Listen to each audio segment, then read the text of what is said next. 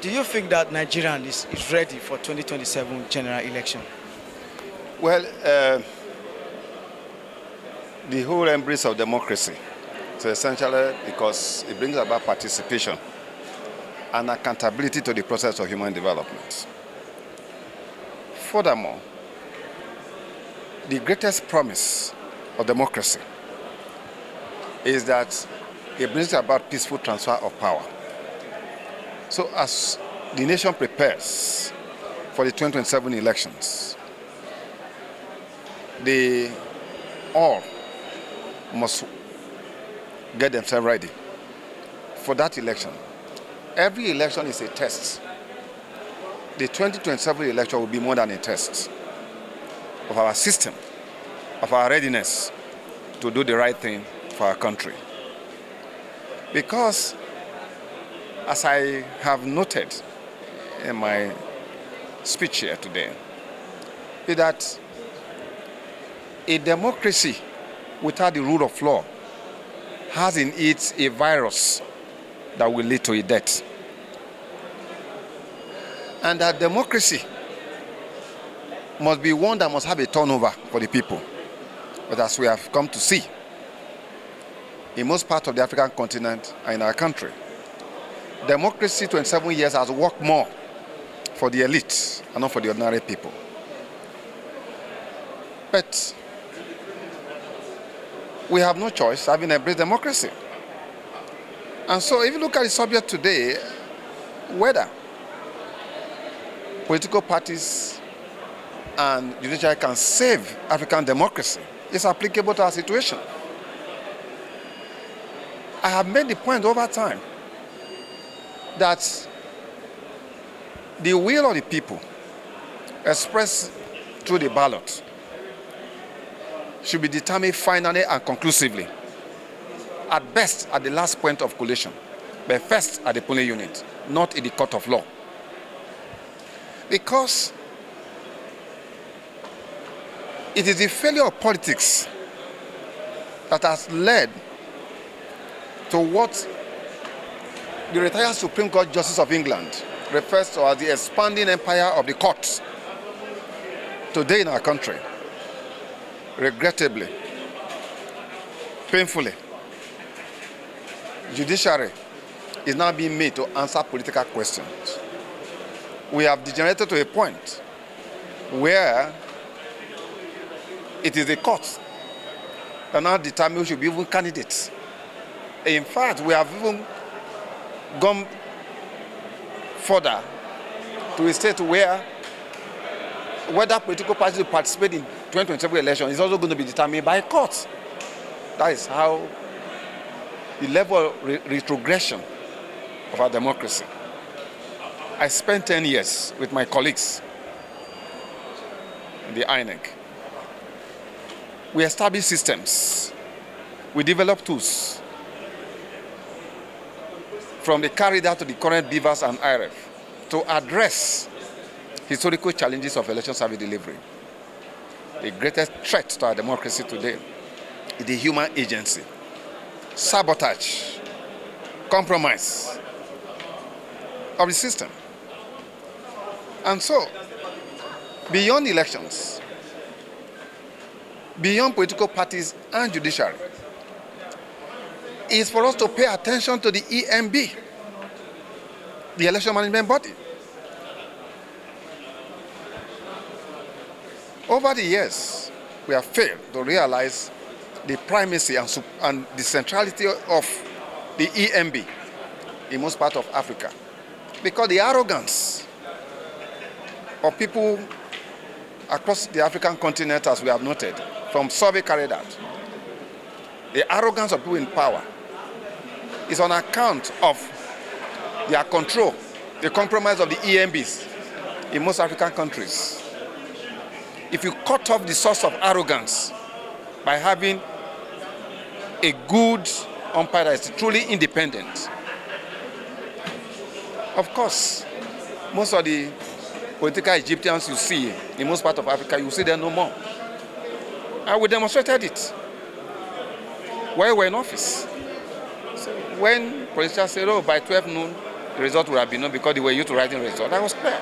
Under my watch, with the Judicial leadership. That's what's not going to happen. Those who made such statements could not even make it. You know that. So, you see, effective power to govern a democracy lies in legitimate authority through the mandate of the people.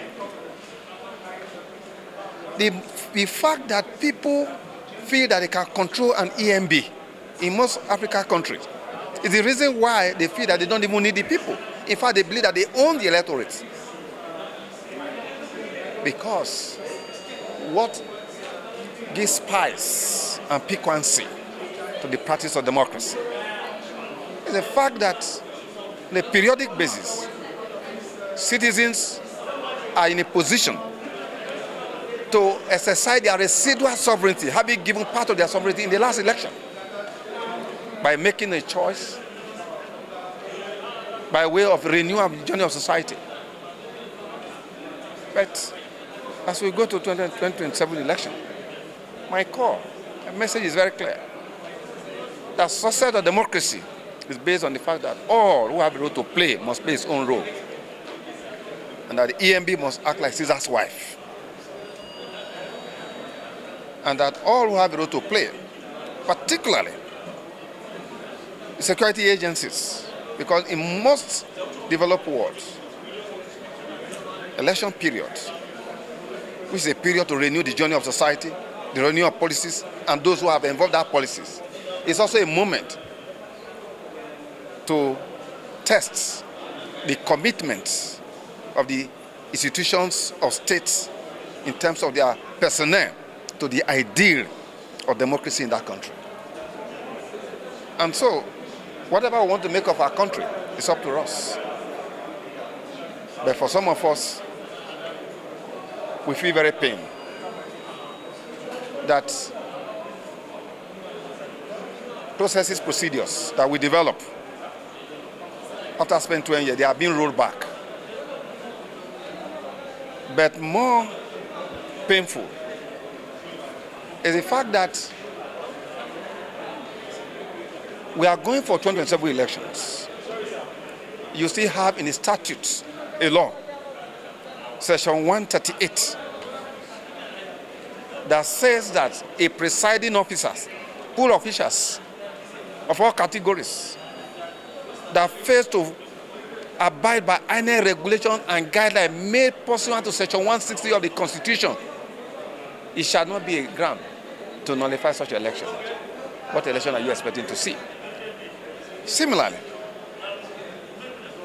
that when such individuals who have violated the electoral process, it shall also not be necessary to take them to court. When the matters, a petition has been lodged at the tribunal, it shall also not be necessary to invite them to the court. So you could see that there's no accountability. A country where there's no accountability, electoral process, there will be no accountability. And the worst thing, that you have in the statutes a provision to the effect that a ballot paper that do not have the relevant security features of the ballot shall be counted. That's what are you talking about? My clarion call to Nigeria. Nigerians, you have a responsibility to take over your country. 2027 elections coming. Go get your PVC. Go to the polling unit. In numbers, after the result has been counted, make sure of whoever you want to vote for. All of you must proceed to the ward level. From the ward level to the last point of collation. Because the will of the people must govern. That is the only way we can sustain democracy. And for judiciary, that's my constituency. That occupies a very distinct position. An institution that is romanticized and elevated in constitutional design as the ultimate guarantor of justice.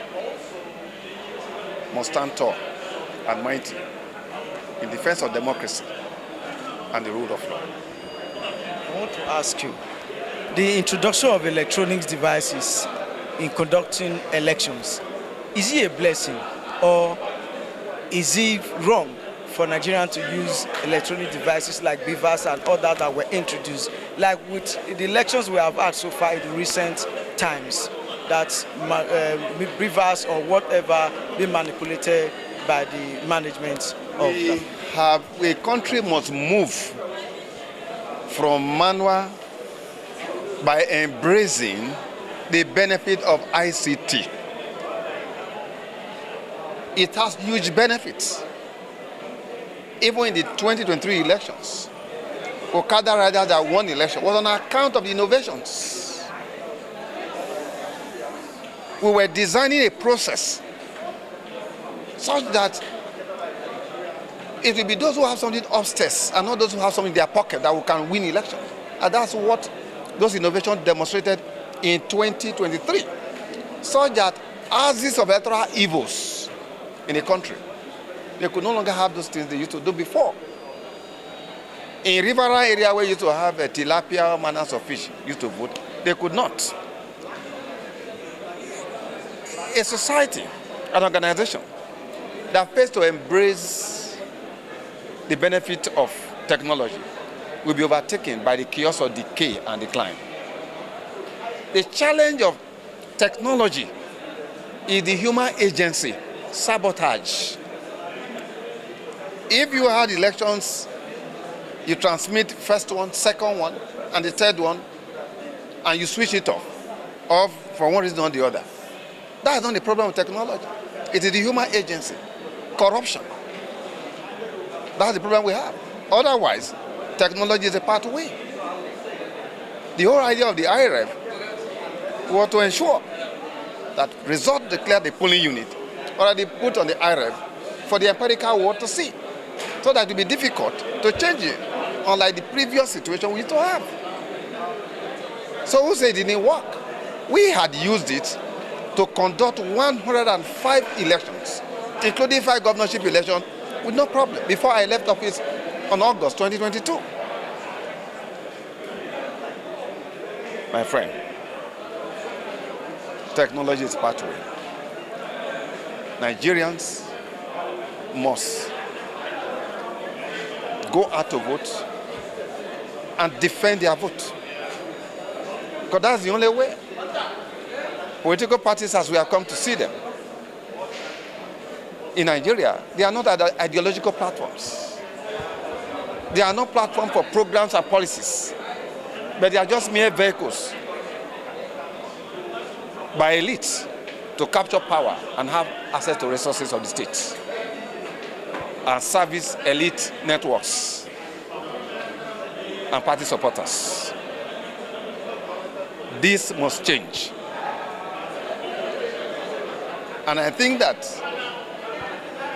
some proposal that will come to be after the 2027 election, that some of us will make suggestions as some of the things that we are saying.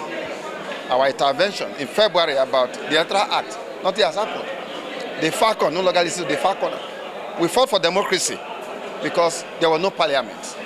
But today you now have a National Assembly that will conduct public hearing on an electoral and a statute so significant as that. But the outcome of the people rejected. This is where we are. Thank you.